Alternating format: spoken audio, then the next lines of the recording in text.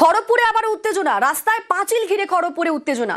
Officers ক্লাবের পাশে রাস্তায় পাঁচিল রেলের, শাবল হাতুড়ি দিয়ে পাঁচিল ভাঙার চেষ্টা বিজেপির। আমাদের সঙ্গে রয়েছেন প্রতিনিধি শঙ্কর। শঙ্কর, ঠিক কি ঘটনা, কেন এই উত্তেজনা? দেখো, কদিন আগেই এই মে মাসে নাকি এই রাস্তা যখন বন্ধ করে দিতে চাইছিল রেল, তখন তৃণমূল এসে জোর করে এই রাস্তা খুলতে গেছিল। তখনই খণ্ডযুদ্ধ বেঁধেছিল আরপিএফ এর সঙ্গে। এরপরেই এই রাস্তাটাকে বন্ধ করে দেয় এডিআরএম। এই রাস্তা বন্ধ হয়ে যাওয়ার পরেই গতকাল এডিআরএম এর এখান থেকে ট্রান্সফার হয়ে যায়। এরপরেই দেখা যায় যে আজ সকালবেলা যখন দিলীপ ঘোষ চা চর্চাতে গেছিলেন, তখনই বিজেপি কর্মী সমর্থকরা সেখান থেকে বেরিয়ে এসে একেবারে হাতে শাবল হাতুড়ি নিয়ে সেই রাস্তা ভেঙে দেয়। তাদের অভিযোগ, দীর্ঘদিন ধরে মানুষের চরম অসুবিধার সম্মুখীন হতে হচ্ছে, ঘুরপথে যেতে হচ্ছে মানুষদেরকে।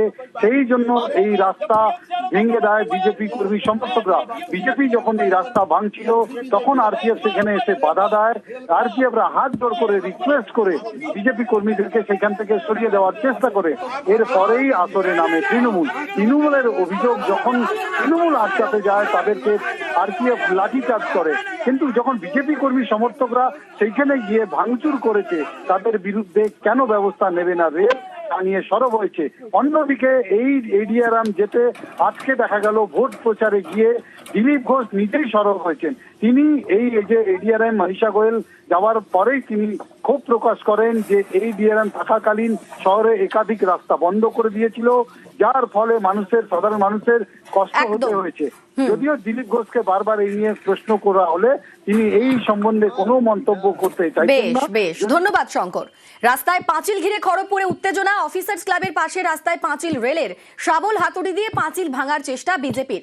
বিজেপি কর্মী সমর্থকদের সঙ্গে আরপিএফ এর বচসা। সদ্য বদলি হওয়া এডিআরএম এর বিরুদ্ধে রাস্তায় পাঁচিলের অভিযোগ। বিজেপি প্রার্থী দিলীপ ঘোষের নিশানায় বদলি হওয়া এডিআরএম।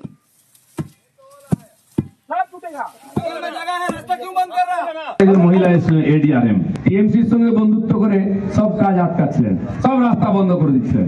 রেলের অফিসারদের চমকাচ্ছিলেন, আরপিএফ কে চমকাচ্ছিলেন, সাধারণ মানুষ, ব্যবসায়ী, ফুচকাওয়ালাকে চমকাচ্ছে, তোকে তুলে দেবো।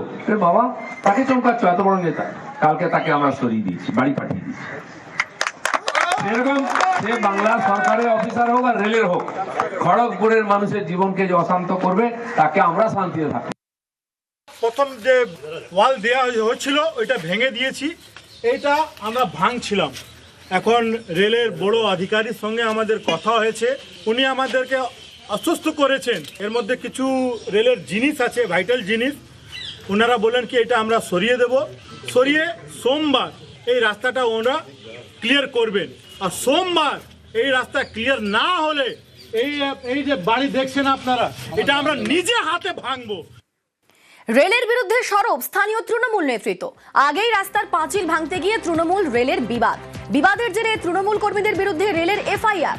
আজ সেই রাস্তার পাঁচিল ভাঙতে যায় বিজেপিও। বিজেপির বিরুদ্ধে কেন নিষ্ক্রিয় বলে রেলকে প্রশ্ন তৃণমূলের। आरपीएफ को और बोलना चाहता हूँ, रेल को आपको बोलना चाहता हूँ कि इस समय आप कहाँ पर है, अभी कहाँ पर सोए हैं आप लोग। कौन, अगर आप ये जो गलती आज कर रहे हैं, ये आप गलती किसको दिखा रहे हैं?